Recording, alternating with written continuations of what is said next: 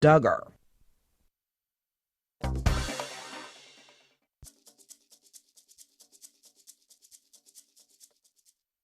Broadcasting live from the KSHP studios in the heart of Las Vegas, Nevada.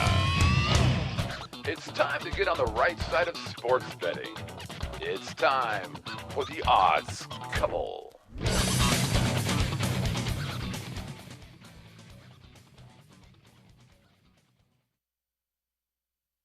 Show. My name is Scott Pritchard. I'm a professional sports bettor handicapper, joined as always by Brett Grant. How are you? I'm okay. I was the board was a little messed up there, Scotty, but we're okay. Have you ever operated this board before? Well, I installed it. I've never actually operated. I changed the oil in the spark plugs last night, but apparently the ignition was a little screwed up this morning. So, good morning. How are you? I'm great. Great to have you with us as always. Let's get started with What Say You Game 2. We're talking the San Antonio Spurs hosting the Memphis Grizzlies. The game tips off Las Vegas time tonight, 6:05.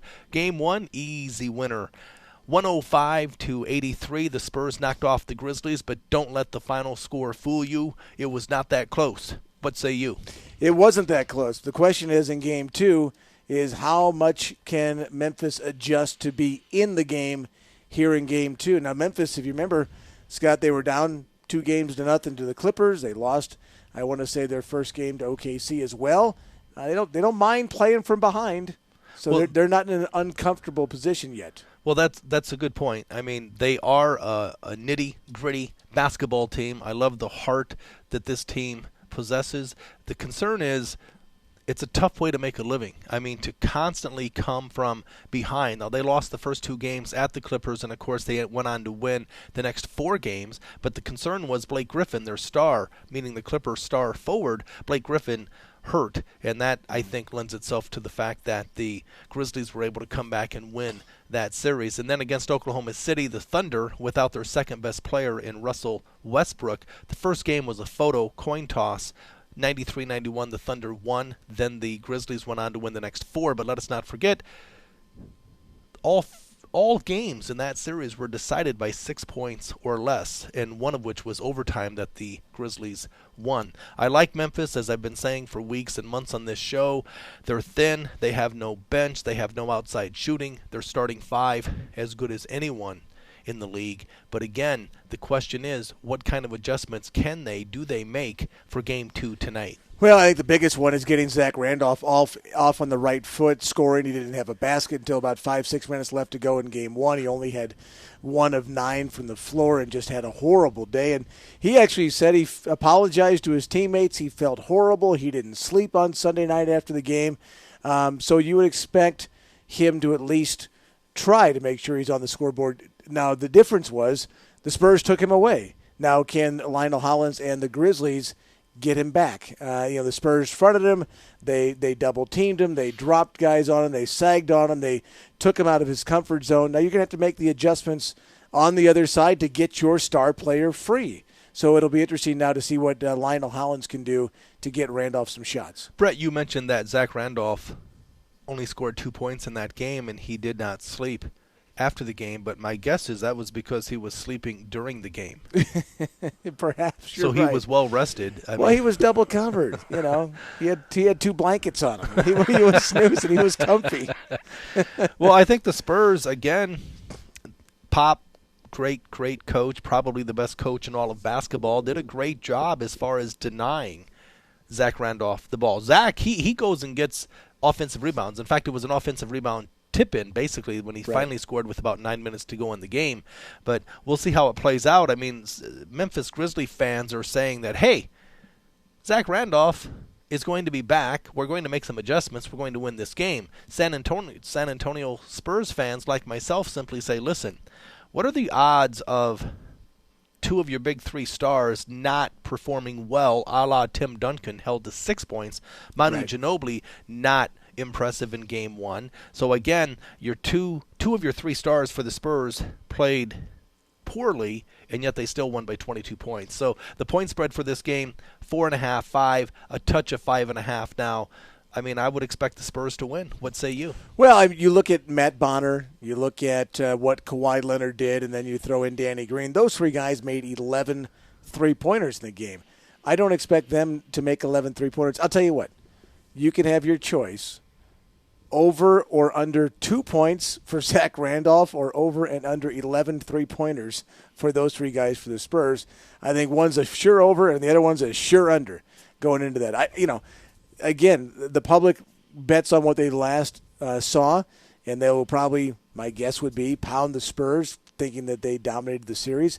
But I think these series are all about adjustments, and we've seen great adjustments from every team in the playoffs in Game 2.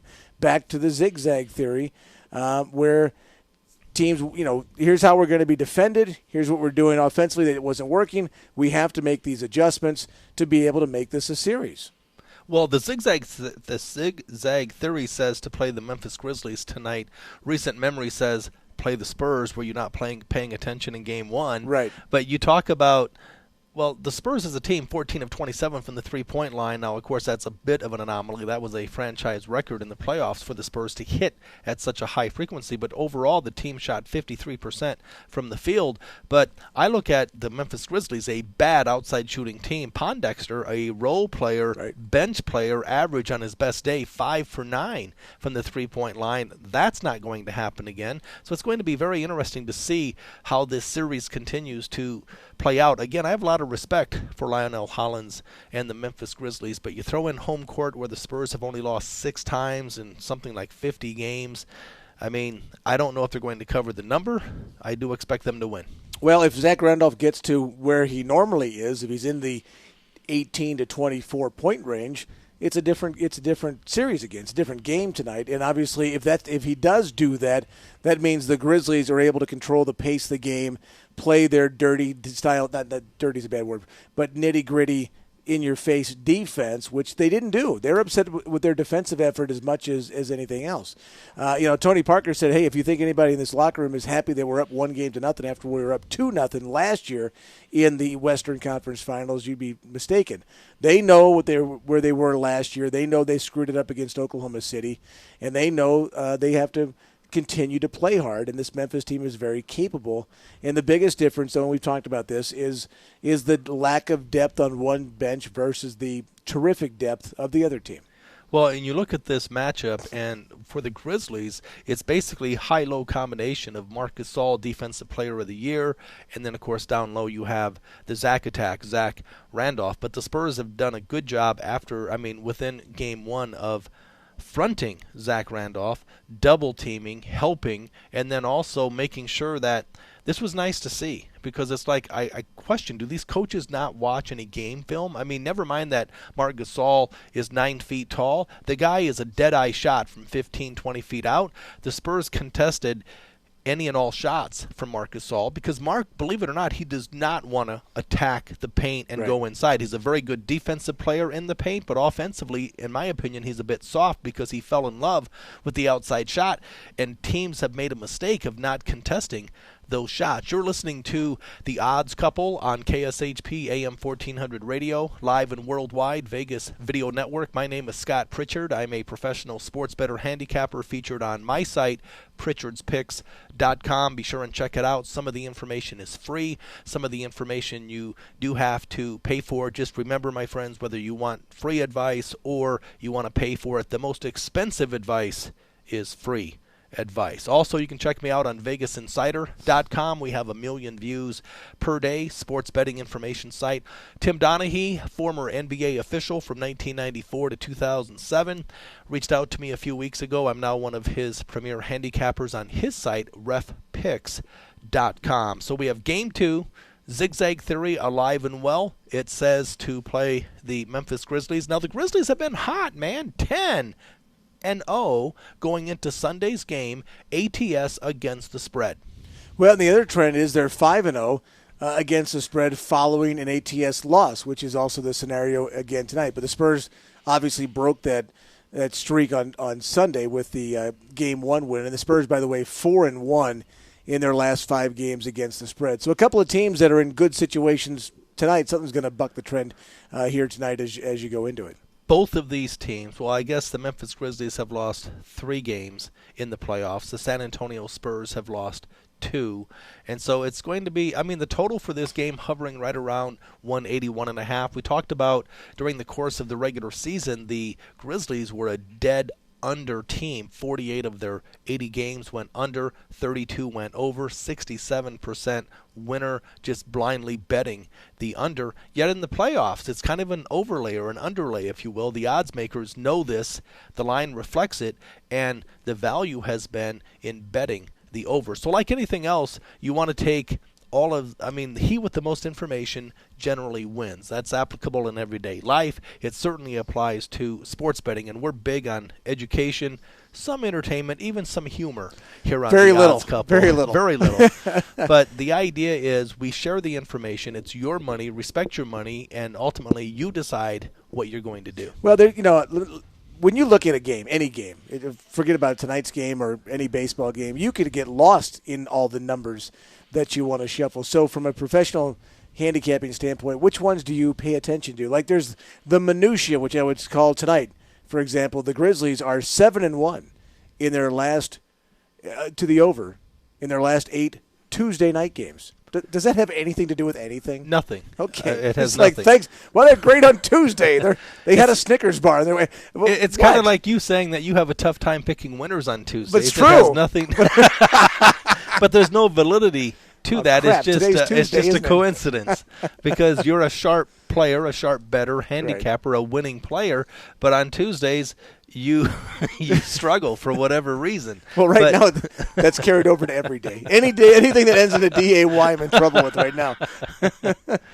Well, we're going to get to that a little bit later, but we try to share as much information as possible. We're going to give you a professional opinion. Fortunately, I've been on another streak, another run. 11 of my last 14 plays have been winner chicken dinners, and we'll get to the right side a little bit later on in the show. But it's one of those things, man, when you're on a streak, your food looks good, your girlfriend is prettier than ever before, life is good. And conversely, when you're on a losing streak, it's like just the opposite. It's a country song. The opposite, right? Dog ran away, your truck broke down, all that kind of stuff. Right? No doubt. Yeah. No doubt about it. This is The Odds Couple. The studio line is open, 702-221-7283. Let's talk sports betting. Dial in, 702-221-7283. We're live and worldwide. Vegas Video Network, which is so cool. I think this is awesome, man. We have radio, Las Vegas, Sin City, where you can listen to us and watch us, in fact, in Bangkok or Ottumwa or Dubuque or any other obscure place.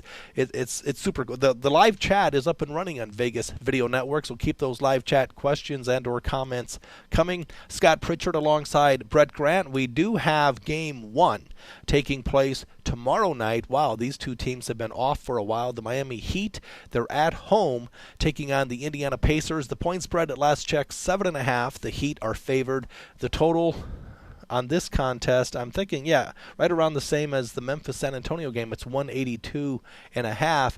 The Miami Heat, the cream tends to rise to the top. I guess the question is, I think everyone expects the Heat will win. The only question is by how many. What say you? Well, I think you're right. I think it's going to be very difficult for anybody to, especially the Eastern Conference, to beat them 4 times. Although Indiana did win their season series 2-1, and the 2 games they beat Miami, they beat them by double digits. There's a huge advantage from a rebounding edge for the Indiana Pacers. In fact, I think in their wins they averaged about 13 more rebounds a game than the Miami Heat did going in. So it's going to put a premium on the Heat to be able to shoot at a pretty high percentage, get to the basket, get to the free throw line, make sure their stars are playing well. I worry about Dwayne Wade's health with his leg and how sound his knee's going to be. Chris Bosh has been terrific recently. Of course, LeBron's LeBron. He's going to go out and do what he does. The question is, can a team like Indiana find a way to beat them 4 times? Now, if you go into Game 1, the Chicago Bulls caught the Miami Heat napping in Game 1. Can Indiana do the same thing? Catch Miami napping as a 7.5-point favorite at home in Game 1? It happened just 2 weeks ago. Yeah, and all the more reason why it won't happen again tonight. I mean, lightning will not strike again simply because, the Bulls were a 12.5-point dog in Game 1, and they stole Game 1. The Heat caught napping or looking past. But all the more reason why I don't think that's going to happen again, even though the point spread for this game is 7.5 with the Indiana Pacers. And the Heat are aware of the fact that they did not match up well during the course of the regular season with this team. So I fully expect the Heat to win. The only question is by how many points? Well, the total, 182.5, where it is right now, you think that's where it needs to be? Is that number as sharp as it needs to be with these two teams? Because they're both capable of scoring. I know Indiana plays lots of good defense. We're only talking basically 91-91 in that spot. Well, here's what you have. It's a great question, and for all intent and purpose, is this line sharp? And I would say yes. I respect the odds makers. I respect the market even more, meaning the professional wise guys, sports bettors that actually move the number. Please understand that in regards to entertainment, you have 4 teams left, 2 in the East, 2 in the West. It makes for good fodder. It's good drama. But in terms of finding real value in betting it, I'm not so sure that you can, simply because the lines are sharp, the side, the total. There are no secrets at this late date, and instead of having 20 NBA games a day to choose from and 80 college basketball games a day to choose from, you have one NBA game every 2 days. So the odds makers, the line, the side, the total, the money line, everything is pretty darn sharp at this point in time. So I'm kind of a grinder, a scalper. I'm looking to, if I had to play the total, I would probably lean on the under, just because I know the Indiana Pacers want to slow things down. And defense is something that you can play as easily on the road as you can at home. But interesting to note, my friend, of the 4 remaining teams, 3 are diehard defensive teams, and of course the Heat are just the Heat. Right.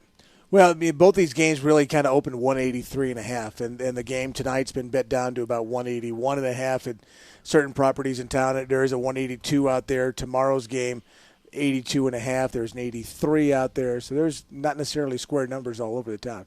You can find a little value, I guess, if you're looking on one way or the other. Well, there's a huge difference between 183.5 and 181.5, because imagine in the fourth quarter, more times than not, these odds makers are going to be within, say, 5-10 points of the closing number. And if you have not one but 2 key numbers working to your advantage to where you can middle and or get the best of it, your win percentage will increase dramatically simply by doing what I do, which is every day getting at least a half point and a half, the best of it. That's why I tend to bet totals more than sides, because you won't see as much movement on sides as you do totals. And in football, when you have adverse weather, you might see a game open 48 on Tuesday, and by Saturday it's been bet down to 42. Right. Well, you'll see that, like we talked about yesterday, taking that big number, playing it over, taking that smaller number, playing it under. Or a key injury, which something can happen late. Now, I know we talk a lot of times about follow the money and where things are going, but if you play a game the night before, let's say, for example, and then later on in the day, maybe it's a 4 o'clock West Coast start to a game, and suddenly at noon you find out one of the team's best players, let's say it's basketball, is out with the flu or something, and the line dramatically changed. How do you adjust to that yourself if you already made a wager on that game? Well, again, you can't do anything if you've already made your bet.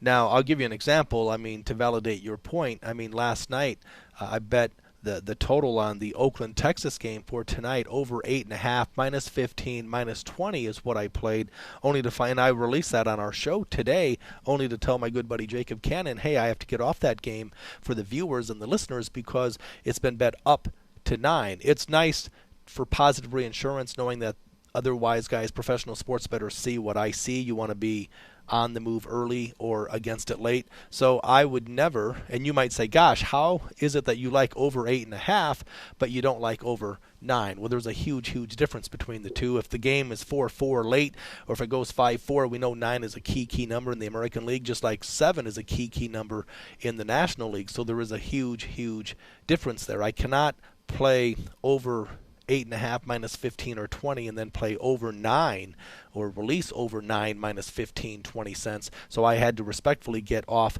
that game. But the key is when you come across adverse weather information or an injury, that information is, I have access to the same information that the sportsbook supervisor has access to up to the second. Right. So timing is everything. So again, I spot my picks, pick my spots, and their job is to post a side total money line on each and every game. My job is to be highly selective and try to find specific value to where I can make a profit long-term consistently. Short-term, it may not seem like much of an advantage, but I'm telling you, long-term, it's a huge difference between, say, 55% winners and 58% winners. Well, but back to my original question, which is if you make a play on a game like the baseball game is probably not a good example. But let's say it's the basketball game tonight, where let's say you played the Spurs tonight, and now you find out later on after the show you already played the game, and now we find out that 3 players are not going to play tonight for whatever reason, and the line dramatically changes, 2 or 3 points one way or the other. So it goes from 5 to 2, whatever. Are you going to get off that game some way, or are you just going to say, nothing I can do about it? Nothing I can do about it. It's totally random because you could make that argument, Brett, with any team. Okay. Because, for instance, 3 players could go down for Memphis, hypothetically. Right. And so all you can do is all you can do. And by that I mean, for instance, if you like the Spurs, the opening number was 4.5 Sunday when the line came out. And again, the zigzag theory lends itself to the fact that the sportsbooks will shade the Grizzlies, knowing that they're going to make some adjustments, but the money has come in up to this point on the Spurs. It went from 4.5, 5, a touch of 5.5, more 5.5s today than we had yesterday. We'll see what happens by tip-off, but you can't foresee that. The early bird gets the worm, and it's absolutely true in sports betting because if you have information long before the sports books get it, right. The other thing is when sometimes you don't need to know. You don't have to reinvent the wheel. You don't need to know why there's a move on this game. Just know that if you can catch it before a sports book updates, long term you'll be fine. If you do nothing else but blindly follow good, sharp numbers, you'll be fine. And now, as the game gets to 5.5, is it now time to take the other side? If people like the Grizzlies, now's the time to take the Grizzlies? Well, I mean, you have 5.5. My way of thinking is steal a 6. I mean, I don't bet square numbers. If it's 5.5 at a number of play, I mean, if I were going to play the game and I had an opinion, then of course I would take plus 5.5 as opposed to 4.5 from Sunday. But why not hope that it only takes one place to have a big fat 6? Now it takes 7 points for you to lose. There's a huge difference between 4.5 and 7 for you to lose. So again, the idea there would be to I try to bet numbers that really don't exist or don't exist for very long. But you would never, and I think you talked about this, never, if you're at 5.5, buy that half point to get to 6 and pay the extra 10 cents because you wouldn't do that. Absolutely not. And the reason is I'm not opposed to buying a half point on and off a key number in football, but the sportsbooks no longer let you do that, and for good reason. It was a losing proposition for them. For years, I mean, 2.5, 3, you could buy up or down from 3 and lay an extra 10 cents. Now it's like 30 cents, and most places won't let you do it, period. And now they've gotten savvy to the point they won't let you do it on and off 7. It really depends on the place. So I'm not opposed to... I mean, I laugh at the people who will buy. They'll say, "What number did you get?" Well, I got this number because I said, "Well, why would you pay for a half a point? Why would you lay twice the juice?" Right. The number is critically important, but the juice. People make the mistake of not looking at the vig, the juice, the rub for the sports book. That is the most critically important number. So if it's 5.5, I'm only going to take 6 at minus 10. I'm not going to take 6 and lay twice the juice. I'm going to be sharp, and I'm going to find the only 6 that exists. That makes sense. You're listening to The Odds Couple on KSHP AM 1400 Radio. Las Vegas, we're here Monday through Friday. Monday through Thursday, my good buddy Brett Grant. Every Friday, Anthony Padilla, who finally lost a game, his last loss. I'm thinking it was February. He's saying it was January. He's been in a drunken stupor ever since Friday night. He's having a tough time with this one loss, one time, which does not bode well. As a professional sports bettor, you have to be able to deal with the losses. He's not very thick-skinned is what you're trying to say? Well, I'm saying I'm not going to say anything without him being here, but he will get an earful when I see him on Friday. You've been waiting for this, haven't you? Maybe Anthony will shave his head. I can't wait to tell Anthony that you're only as good as your last game.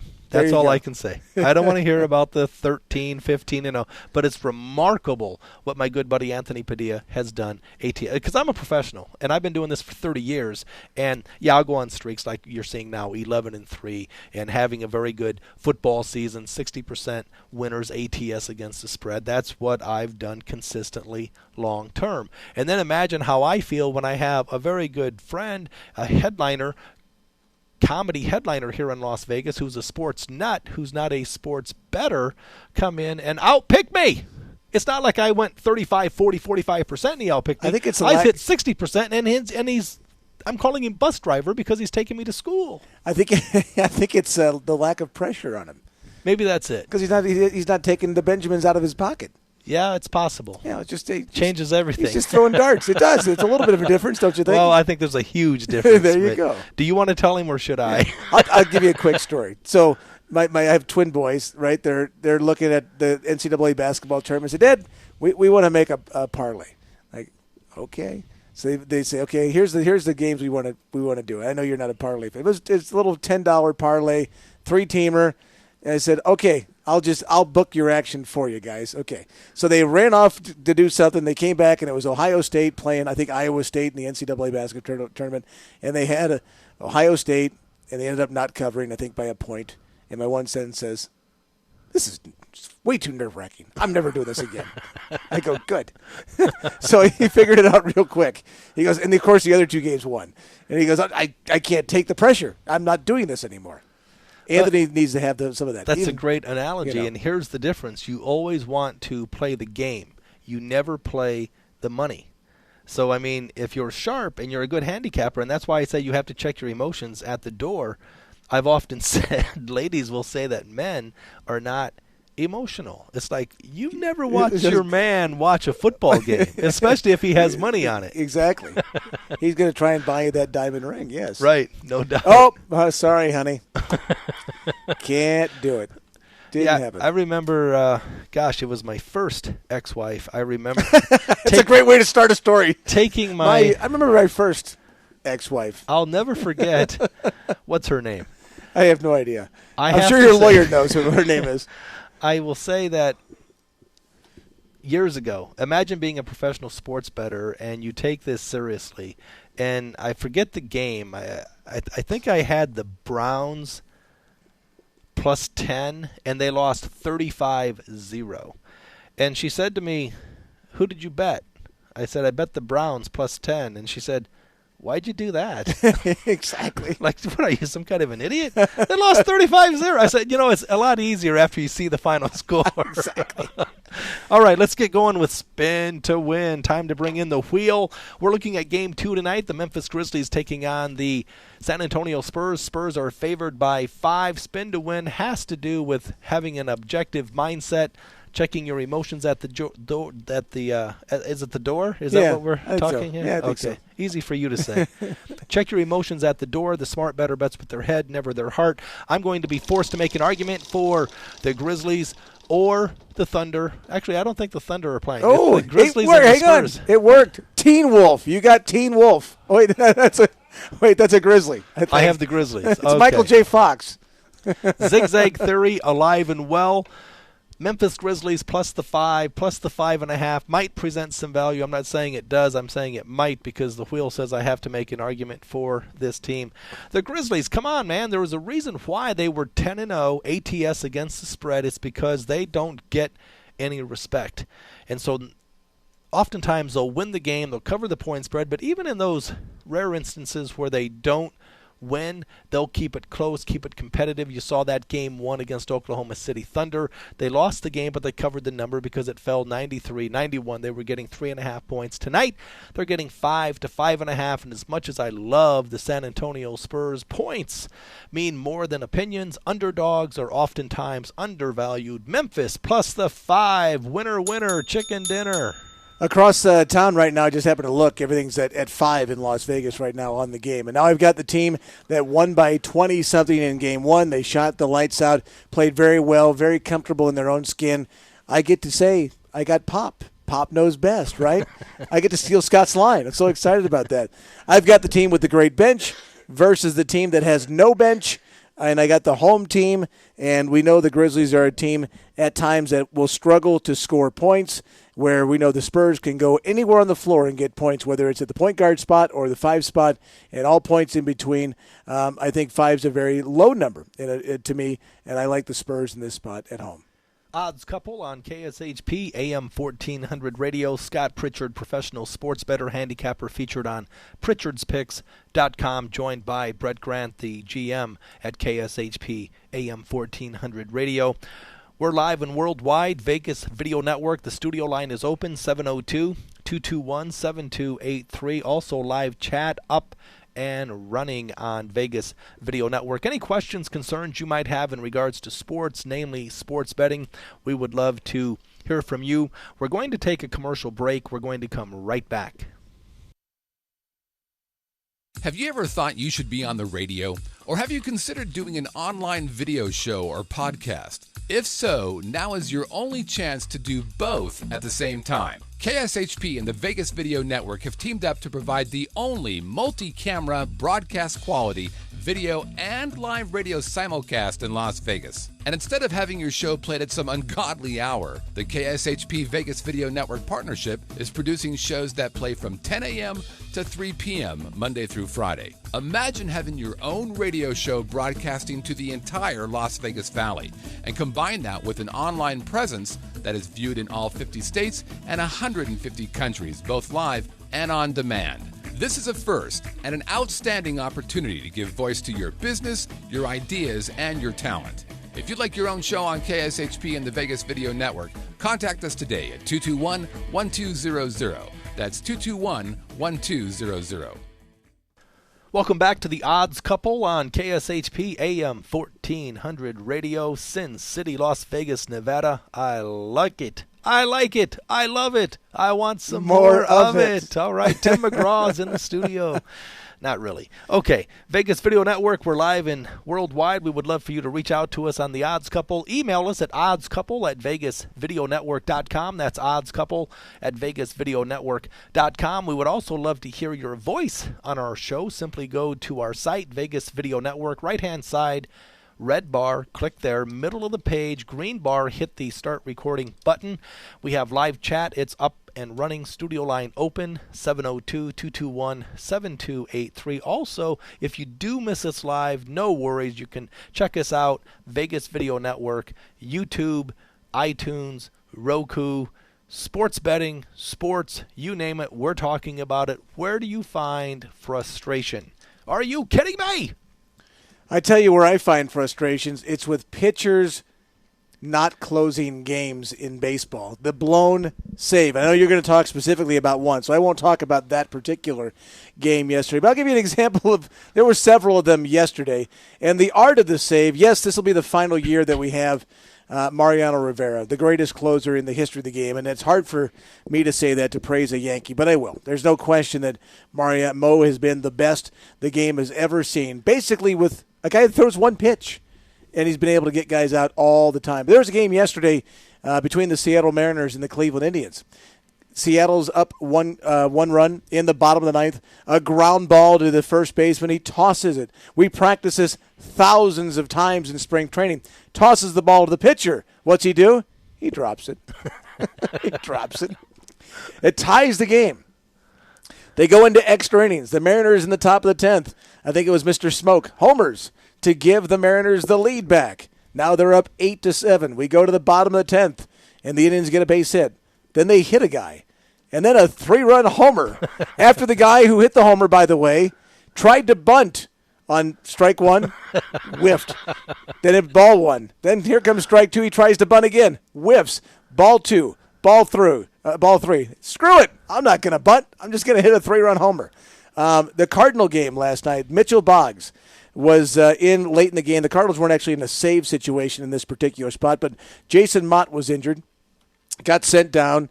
Boggs Dixie couldn't get anybody out, went down to the minor leagues, got it all worked out, came back, first pitcher he saw, first pitch he threw, home run. And it's like, what happened to these guys at the end of the games? It's happening all over baseball right now, and it's, are you kidding me?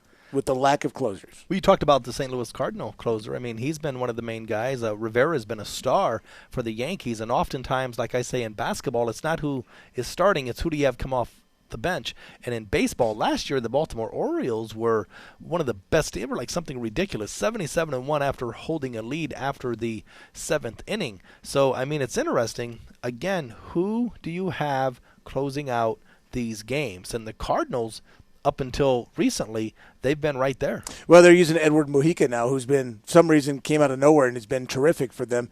They weren't in a save situation last night, but just late innings. And the other thing is we never tend to remember when those games go in your favor, when you're the guy who's on the receiving end of a game like that. But you always remember when you lose those games. Well, you talked about the Mariner game, and it's a perfect example of this is not for the faint of heart. I mean, you've got the game won. I mean, 2 outs, routine ground ball. The guy tosses it to the pitcher. He drops the ball. You still come back and score in the 10th inning only to give up a 3-run home run after the guy was trying to advance by sacrificing himself by bunting, but he didn't want to get called out on a foul third strike. Right, he just bunt said, screw it, I'm going to hit a home run, so Coach. I'm going to knock it out of the park just to stick it to my buddy Brett yeah, exactly. from KSHP. So, yeah, those are the kinds of things that will drive you absolutely. But it goes back, it lends itself to, as a professional sports bettor, I kind of believe, I really feel strongly about this, that about 50% of the games are totally random and unforeseen and not anything you can do. And that would be a perfect example. And that's what's frustrating. You can do everything right and still get hosed. Now, but the other 50% of the time, if you can hit 60%, if you can hit 3 out of 5 based on being a sharp handicapper, getting good numbers, being patient, having discipline, and utilizing very good money management skills, you'll be just fine. But understand it's the nature of the beast, and you cannot go into a drunken stupor like my good buddy Anthony because you lost a game. He said, I can't believe I lost by 1 run. I said, well, what do you expect, to lose by 20 or 50? I mean, of course, it's going to be close to the number. But we'll throw Anthony under the bus on Friday when I see him. He's a very good friend of mine, and for some reason, he's been on an incredible streak here on The Odds Couple. We love having Anthony with us each and every Friday, one of the original mainstay anchors of The Odds Couple when we started this show last September. My segment of Are You Kidding Me? Kind of an extension of what Brett Grant was talking about, but I'm going to be specific. I'm calling out Jim Johnson, the star reliever of the Baltimore Orioles. This is a guy who last year, 51 saves, 35 consecutive save opportunities. He converted 35 straight. That's unheard of. Last year, he blew 3 saves the entire year. This year, what a difference a year makes. He has blown 3 consecutive save opportunities, including last night. Jim Johnson, are you kidding me? Well, if you remember, the game I gave out yesterday was the under in this particular game, which was under 8.5, and the game is sitting 4-3, 2 outs in the top of the 9th inning, and the Yankees... You can't lose. And I did. The Yankees hit a home run to tie the game 4-4. And, obviously the game can't end 4-4. So it went to that key number we talked about earlier today, which was 9. So Jim Johnson, I was going to say as well, are you kidding me? Where's my baseball bet? The interesting thing is, though, Scott, if you look at the Detroit Tigers and you look at the Chicago Cubs, 2 completely different franchises, but yet both of them, one very successful, one not, both of them continue to go back to guys who have proven to be failures at late-end situations. You take a great team, the Tigers, and they still go to Jose Valverde as their guy at the back end to try and close out games. And that was a disaster last year in the postseason. They're doing it again this year. And maybe he's going to be fine through the regular season, but if I'm Jim Leyland, I can't trust him come October if we're in the playoffs. And on the Cubs, they go back to Carlos Marmol year after year after year, and he has never, ever been an effective closer. Is there not somebody else out there in your minor league system or somebody else in your pitching rotation that might be able to get the job done and get those final 3 outs? You would think so, but knowledge is power, and I agree with everything that you've said, but that's part of the reason as to why, if I have a manager I don't trust or I have a closer that I don't trust, I eliminate that equation altogether, and I'll bet the first 5 innings of a game as opposed to the 9 innings. But conversely, if I like the opposing team and I know then I might bet them for the entire game, knowing that the opposing team's closer is questionable on his best day. So yeah, the Tigers, I don't trust their closer. I don't trust their bullpen, and I certainly don't trust their defense. But as far as starting pitching and as far as hitting the ball, the Tigers are the real deal, even though they're chasing the Cleveland Indians. I want to talk about streaks. I want to talk about teams that are cashing tickets, making you money at the bet window in regards to totals. I do a lot with betting totals. There are 3 dead over teams this year up to this point. We've talked about 2 of the 3. One of these 3 we have not talked about. So we've talked about the Oakland A's and the LA Angels have been dead over teams. The A's are 30-16. 30 of their 46 games have gone over the closing total. The Angels, again, not a surprise because they don't pitch well. Their starting pitcher's ERA tops in the league or worst in the league. They hit the ball. 29 of their 44 games have gone over the closing total. But here's a little bit of a surprise because we really haven't talked about this on the odds couple, but the Houston Astros are a dead over team. 28 of their 43 games have seen the over cash the ticket. Now, under, really one team has been a pretty good under team this entire year. It's the D-backs of Arizona. 27 of their 43 games have gone under. Let's talk about winning streaks. Straight up baseball, we know it's a streaky sport. You never bet on a streak to end. Winning streaks, Atlanta Braves, Oakland A's, both riding a 4-game winning streak, and the Cleveland Indians. Boy, they've been a fun team to watch. They hit the ball well. They've been getting some pretty solid pitching. They've won 5 consecutive games. Other side of the coin, we have 3 teams that are riding losing streaks, compliments of a questionable closer all of a sudden, and Jim Johnson. The Baltimore Orioles have dropped 6 consecutive games, have had the Minnesota Twins, and then the Seattle Mariners now a losing streak of 4 straight games. Well, they were in Cleveland, so that's why the Indians have a great streak and the Mariners don't have a great streak as you go into that. So, but we don't say necessarily to blindly bet these streaks one way or the other. And I know some people who've hit. There was a stretch where the Toronto Blue Jays, I think, Scott, had hit 15 out of. They were, I think, a stretch of 15 and 2. Or maybe it was Tampa, 15 and 2. I think Tampa Bay, yeah. To the over, right? A stretch. And there was a person I know who had the 2 games that they went under. He was on those 2 games and saw the value in a bloated line. Well, that's in that great. Spot. That's an overlay, and there might be some value there. But again, I mean, I know they were 11 or 12 consecutive games, so it's nice that he bucked the trend and went 2-0. I'd rather be 15-2. Right, and play the streak. I said the same thing to him. He goes, "I got those 2 right." Probably didn't want to hear that. I said I went 15-2. I played them all over. Because again, we've talked about it many times, but it's worth repeating because you want to ride the streak because you can only lose one time. And you can win 5, 8, 10, 12 in a row. So please keep that in mind. And I'm not saying blindly do it, but it should be one thing that you look at because the odds makers are aware of it as well, and they'll shade it one way or the other. But, you talked about the Toronto Blue Jays. What a disappointment. I know it's early, but I mean, I said it was early after 5 games, and now we played 45. It's still somewhat early, but this team, last place, American League East, they brought in so much talent.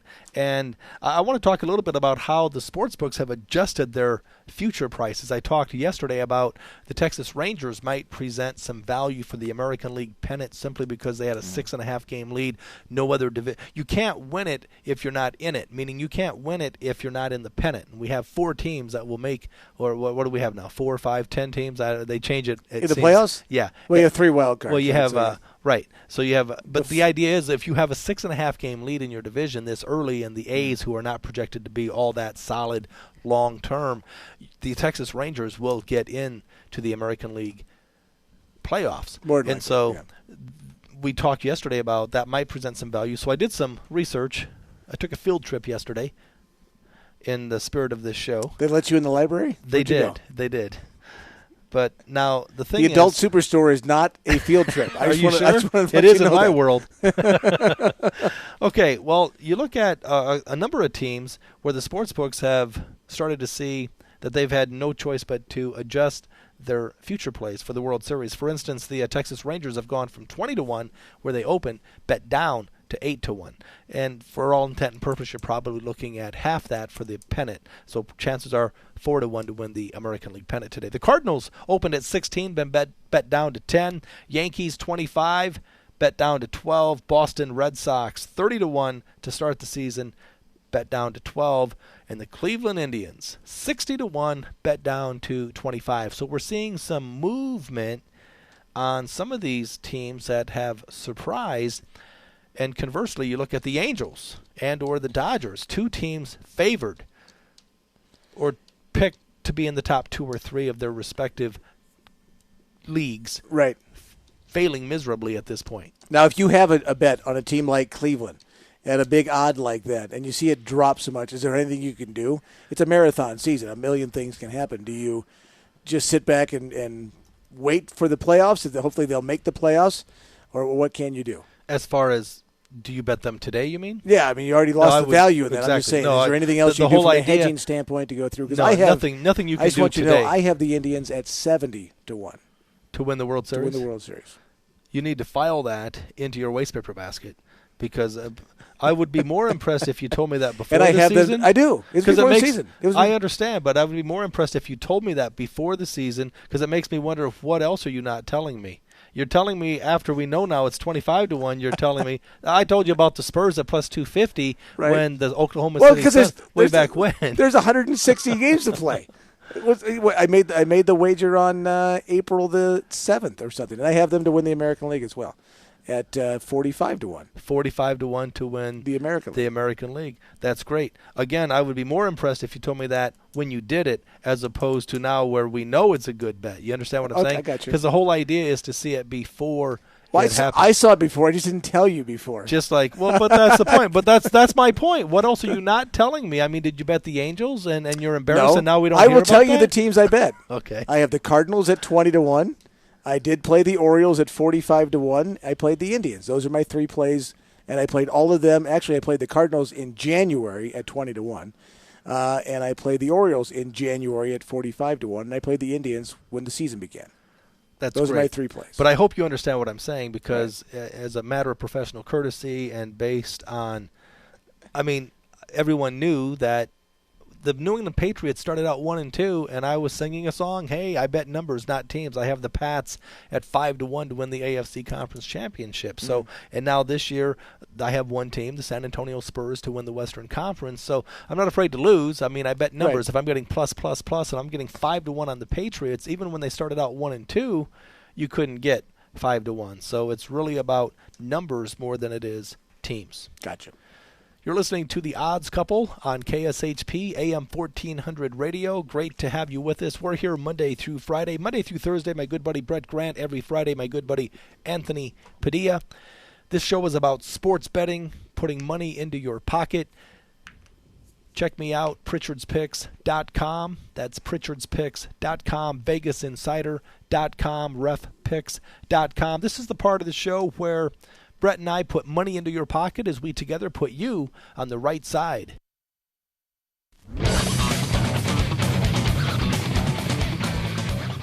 Well, recapping what I did yesterday, I gave you the Orioles game, and we just discussed how that ended. I took the under at 8.5, and it was a home run in the top of the 9th inning that got the game to 4-4, and then a situation where you couldn't win it after that. Or I guess you could pray for rain. But it wasn't going to change it anyway. I'm going to go to another baseball game, this one in the American League, with the Seattle Mariners and the Anaheim Angels. The over-under in this game is 8.5. A couple of teams right now, pitching-wise, not in very good form. A couple of pitchers that are not very good. Jerome Williams, last time out, he gave up 5 runs in a game against the Chicago White Sox at home. And also on the other side, Aaron Harang, who has not been very good in his starts for the Seattle Mariners, and a guy in Harang who the last time out at the end of April faced these Angels and gave up 6 runs to the Angels as well. Again, I think there's value in the over in this spot. The Angels don't stop anybody. The Mariners are swinging the bats. In fact, the Mariners have played several of their last games over the total, giving up plenty of runs. in their game and scoring. They had 18 runs in their game yesterday. 3 out of their 4 games in Cleveland were over this particular total against a Cleveland team that I don't think hits as well as the Angels are able to hit. And the Angels are also in a form right now where they're giving up plenty of runs and scoring some runs. In fact, now 4 of their last 5 games have gone over the total as well. I like over the 8.5 minus 115 in this spot today. Before we get to my right side, I want to recap what took place yesterday. I was on the San Francisco Giants as a small favorite at home, and they won the game straight up 8-0 against the struggling Washington Nationals. 14 plays. I've given out 11 of the 14 plays have been winners. I'm going to change boats in midstream. I'm a little annoyed because I played the over in the game last night, only to see it move this morning. In fairness to our viewers and listeners, I will not give it out because it's moved my way once again to 9, so I'm going to pass. I'm also going to respectfully pass. I apologize to Jacob, and I apologize to Scott Whitney. I'm not going to give out a baseball game. I've had a change of heart. Okay. All right, and I'm going to go with the basketball game. Oh, they were going squash. How about a highlight game? Do they take bets on fencing? I'm sure they could. Because I have an opinion. No, the thing is, I'm looking at tonight's basketball game. The San Antonio Spurs are playing the Memphis Grizzlies. Don't know if you've heard. I'm looking at the total for this game. All right. And I admit that the line is sharp, but I'm going to bet into it, and I'm playing under because I expect the Grizzlies will make adjustments. I'm going to get off the Tampa Bay-Toronto baseball game that I told Jacob I would take a look at, but I'm going to pass. Respectfully pass. But in spirit of the show, I would like to pass, but I'm not. I'm going to be a good soldier and man up and release a play, and it's going to be the basketball game, the Grizzlies taking on the San Antonio Spurs. I'm going to play under. This team has been a dead under team. The Spurs play very good defense. I expect it to be a knockdown, drag-out affair. It'll be much more competitive than, say, Game 1. I thought Game 1 was fortunate to go over because there were a barrage of three-point shots. 14 of 27, and Pondexter made 5 of 9 for the Grizzlies. So it went over by 6, 7, 8 points. So I think value presents itself to the under in tonight's game. So my play, all right, Jacob, forget the graphics, forget what I told you earlier. You can never take me at my word. I would go with under in the Memphis-San Antonio game tonight. Well, Under what? Well, it's Under 181. 182.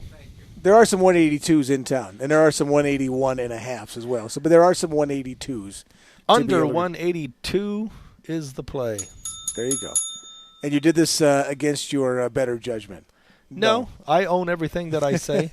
I own everything that I say. But again, I have commitment issues. Okay. If you had your choice, you would have passed today entirely. Absolutely, only because my play over in the Oakland, Texas game. All right, over 8.5. That's what I bet. But when I got up this morning, it was bet up to 9. I can't, in good faith, tell you to bet over 9. I would not bet over 9. I bet over 8.5. No, you can't do that. Okay, once in a while I'll do that. It's rare. It's rare. Yeah, that's not terrible. Okay. A real man wouldn't do that. Oh, he said a real man wouldn't do that, though. Scott Whitney. Yeah. Aren't you glad that we don't give him access to a microphone?